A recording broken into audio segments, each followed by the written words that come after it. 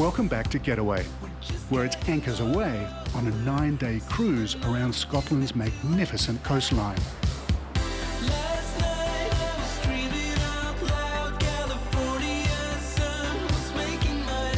One of the unique things about sailing on scenic eclipse is that the bridge is open 24 hours a day. So you can see how this incredibly advanced ship works. We have the bridge almost always open, so people can come, experience what we do here, how it is to sail. They ask questions, they start to understand what do we see on the screen here and what is there. And for them, it's fantastic because they feel like they're really navigating. Our first port of call lies in Scotland's northeast, Aberdeen. And one of this port town's hidden gems is the village of Footdee. Taking a stroll around this quaint, insta-worthy old fishing village is like stepping back in time. The village would be approximately 213 years old. And have your families lived here all that time? Since the village was built. Really? Yes. So they were just fishing folk? White fishers, they called them, yes. And I imagine living in such close proximity to each other, that can be difficult. No. No? No, every door was open because it was a very isolated village. And when I was a child, very few people came into the village. And now that's changed. You must get so many people interested coming through. Yeah, we got lots of people coming through. So it must have been a marvellous life growing up I loved it. Yeah. Just a short trip from the village of Footdee is Aberdeenshire Highland beef, an open farm which invites visitors to see the famous Highland cows. Well, it's believed they originally came to Scotland with the Vikings from Scandinavian countries, yeah. And they were farmed mainly in vast numbers in the Highlands of Scotland, and that's why they get called the Highland cattle breed. They were associated with being reared in the Highlands for beef production. They're gorgeous. I do adore the breed. They're just very pretty and attractive to look at. They've got that real appeal for visitors coming to Scotland.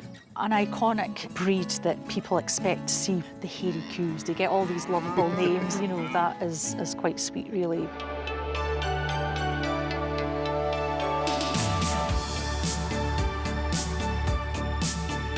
This morning, we've made our way to one of the most spectacular anchorages in the world.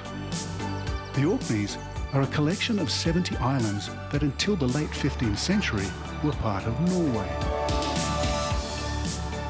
Well, the Orkneys have always been right near the top of my bucket list because this remote chain of islands is home to one of the greatest archaeological sites on Earth.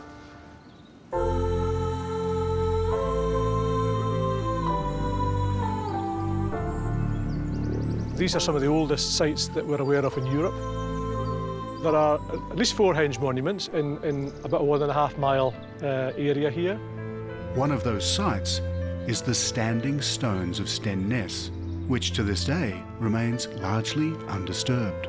This site dates to about 3100 BC, which is about 1,000 years older than Stonehenge. So they've been standing for 5,000 years. They haven't been re-erected, they haven't been found lying down and stuck back in the ground. These stones have been standing there for 5,000 years. Originally, there were 11 stones in this circle here. There are 4 left now, and probably as a result of weathering. And so what would have been the activity here? Was it ceremonial? Well, your guess is as good as mine, to be honest. For me, that's the wonderful thing about these sites. We can date them quite accurately. We can even say we know the stones all came from one location, about 6 miles away from here. But what we don't know is why they were built. We don't know what the purpose was of these sites, but we think they're ceremonial. A henge is more than just a ring of stones. It also refers to the ring-shaped ditch that surrounds them. And the nearby ring of Brodgar is one of the most spectacular henges in the world. The name henge that's derived from the ditch is no accident. For me, it's the star of the show. I know everybody focuses on the stones. The ditch is 10 metres wide and 4 metres deep, cut into solid rock. It's an incredible feat. Particularly at that time, given the implements they would have had. No metal, only the hardest material would have been other stone.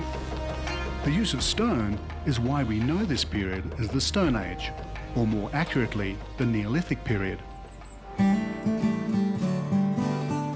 not far away is the incredible 5,000-year-old village of Skara Brae. This is reckoned to be the oldest, best preserved Neolithic village in Europe, complete with its stone furniture. The village remained buried for thousands of years and was only discovered in 1850 after a large storm washed away some of the sand dunes. Well, this is a fantastic and really accurate recreation of one of the houses, with a fireplace in the middle with the smoke going up, and the beds, maybe 6 or 7 people living here. Have you imagined life, kids running in and out, all these houses really close together? It's not very much different than today. Whether ruled by Vikings, Celts or Gaelics, the sheer remoteness of these islands has allowed these ancient Stone Age sites to remain largely undisturbed, leaving behind a priceless historic legacy along the rugged Scottish coast and stunning cliffs of Orkney.